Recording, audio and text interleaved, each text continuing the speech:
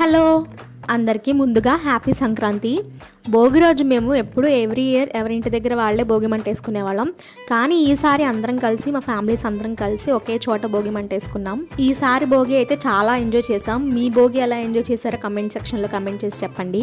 భోగి మంటలు అయిపోయిన తర్వాత ఆఫ్టర్నూన్ అంతా ఫ్రెష్ అయిపోయాక మా మమ్మీ కజ్జికాయలు అయితే ప్రిపేర్ చేశారు. టేస్ట్ కూడా చాలా బాగా వచ్చాయి కజ్జికాయలు. ఇంకా ఈవినింగ్ నుంచి అయితే ఫుల్గా తిరుగుతూనే ఉన్నాం, ఎందుకంటే ముగ్గురిళ్ళల్లో భోగిపళ్ళు పేరంటం అయితే ఉంది.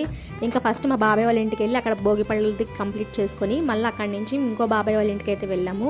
ఇక్కడ గొబ్బెమ్మలతో పేరంటంలా చేశారు. నేనైతే ఫస్ట్ టైం ఇలా చూడటం చాలా బాగుంది. కొంతసేపు చిన్నపిల్లలతో పూజ చేయించి తర్వాత గొబ్బెమ్మల్ని మధ్యలో ముగ్గులో పెట్టి చుట్టూ అందరూ డ్యాన్స్ చేస్తున్నారు. చాలా బాగా అనిపించింది. ఇది నేనైతే ఇలా చూడటం అయితే ఫస్ట్ టైం. ఇంకా వచ్చిన వాళ్ళకి తాంబూలం లాగా ఇదైతే ఇచ్చారనమాట.